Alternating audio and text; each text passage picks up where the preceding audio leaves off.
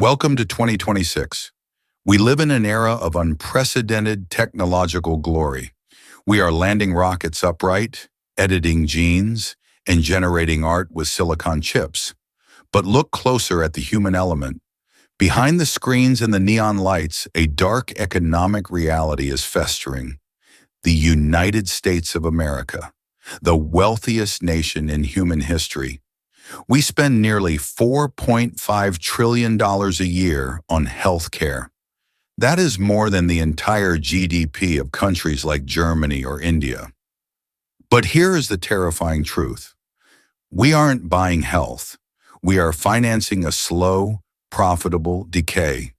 If you feel exhausted, if you feel like your paycheck disappears into insurance premiums and grocery bills while your energy levels hit rock bottom, you aren't imagining it. You are a biological asset in a multi-trillion-dollar machine. This is the sick care economy, a system where your chronic illness is the recurring revenue that keeps Wall Street's heart beating.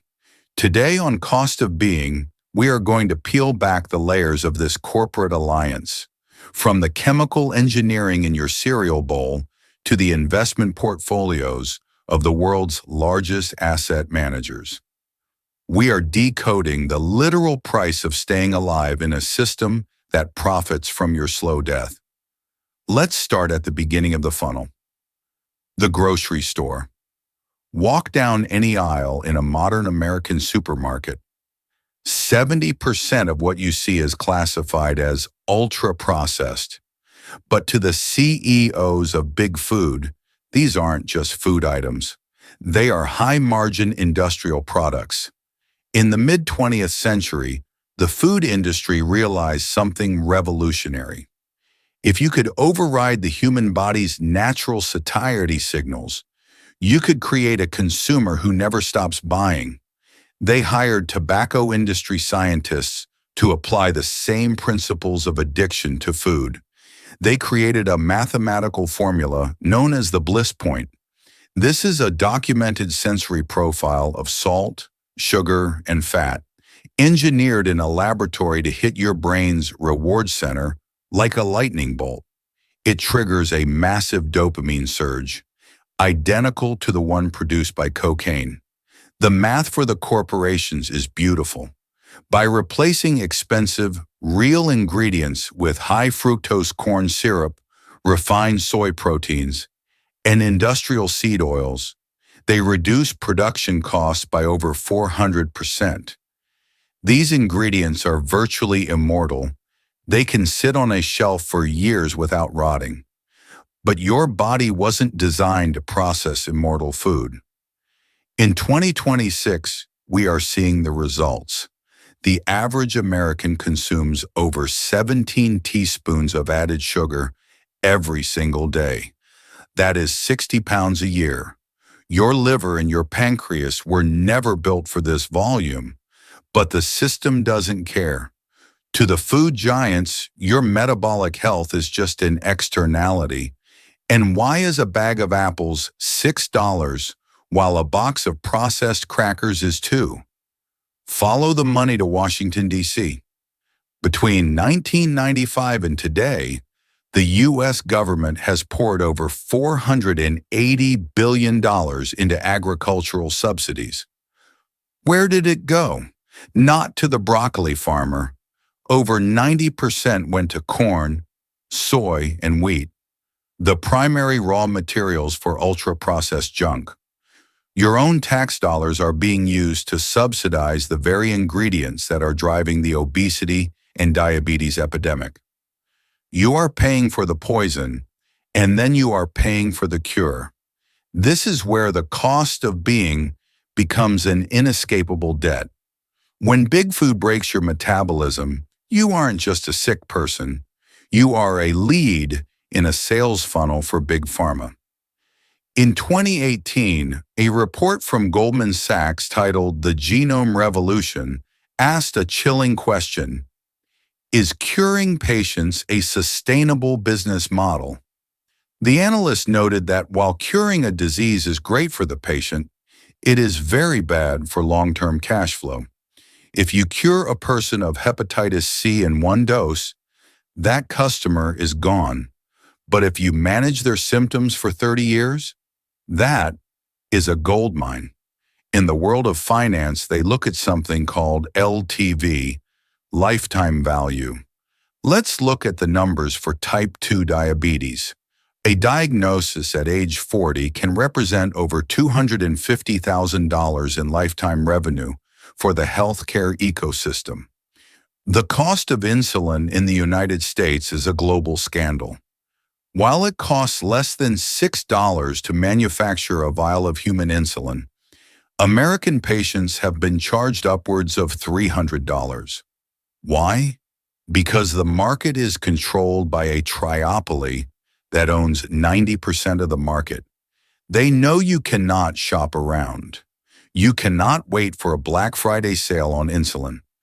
This is price inelasticity at its most lethal. But it goes deeper. If you look at the top shareholders of the world's largest food corporations, PepsiCo, Coca-Cola, Kraft Heinz, and then you look at the top shareholders of the world's largest pharma giants, Pfizer, Johnson & Johnson, Merck, you will see the same names over and over. Vanguard, BlackRock, State Street, the same investment firms that profit when you drink a sugary soda are the same firms that profit when you take a pill for the high blood pressure that soda caused. It is a closed-loop system of wealth extraction.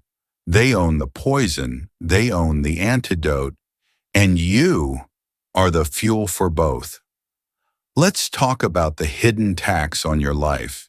In 2026, the average American family is paying over $25,000 a year just for health insurance premiums. Even if you have a good job, your deductible might be $5,000. This means that for a normal family, the first $15,000 they earn every year doesn't go to their mortgage, their children's education, or their retirement. It goes to a system that hasn't made them healthier. Medical debt is now the leading cause of bankruptcy in the United States. 66.5% of all bankruptcies are tied to medical issues. Think about that for a second. You work for 40 years, you save, you invest, you follow the American dream, and then one cancer diagnosis, one heart attack, or one major accident, and the entire sick care machine vacuums up your life's work in a matter of months. They call it the Great Wealth Transfer. It is the process of moving the savings of the middle class into the balance sheets of hospital conglomerates and pharmaceutical titans. While the price of consumer electronics has plummeted, the cost of hospital services has risen by over 200% in the last high decades. There is no free market here. You don't get to see the price before you go into the ER. You are handed a bill for $40,000 for a 3-hour visit, and if you don't pay, they come for your house. In 2026, the maze has gone digital. We are living in the age of big data health surveillance. Insurance companies are buying your data from grocery store loyalty programs. If the algorithm sees that you are buying high-sodium frozen dinners and sugary snacks, it flags you. If your wearable fitness tracker shows that your heart rate is irregular or your sleep is poor, that data is sold. They aren't using this data to call you and help you get healthy. No, they are using it to risk adjust your premiums. They are calculating your biological depreciation.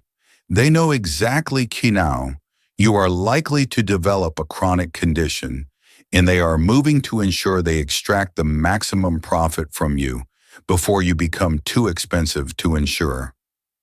The system doesn't want you to die too early because dead people don't buy drugs. But it doesn't want you to be too healthy because healthy people don't need the system. It wants you in a state of stable infirmity, sick enough to be dependent, well enough to keep working to pay the bills. So how do we fight back? How do we exit a maze that is built into the very foundation of Kuachungta society? In a world that profits from your sickness, being healthy is a radical act of political and financial rebellion. Every time you choose a whole single ingredient food over a colorful package, you are cutting a tentacle of the machine. First, we must change our accounting. Stop looking at a $12 salad as expensive and a $3 burger as cheap. The burger has a hidden cost that will be collected with interest in 10 years. The salad is a capital expenditure in your most important asset, your body. Second, reclaim your sovereignty. The system relies on your convenience. It wants you too tired to cook, too stressed to sleep, and too distracted to notice.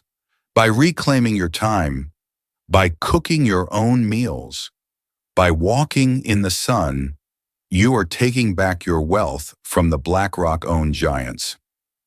Third, understand the information war.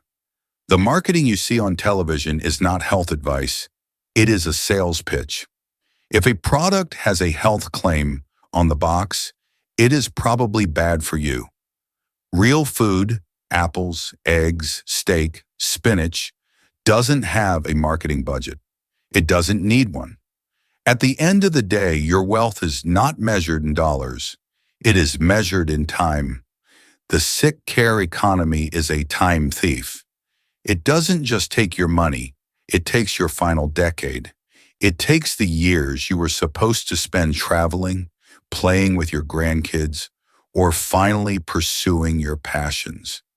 It turns those golden years into a nightmare of waiting rooms, pharmacy lines, and hospital beds. Do not let your life's work be a final transfer of wealth to a hospital conglomerate. Do not be another recurring revenue line on a corporate balance sheet. This is cost of being. We decode the systems that try to own you so you can own yourself. If this message woke you up, share it with someone who is still sleeping. We are building a community of the awakened healthy. Leave a comment below. What is the one change you are making today to protect your biology and your bank account? Subscribe for more decodings of the modern world. Stay sovereign, stay healthy, and I will see you in the next one.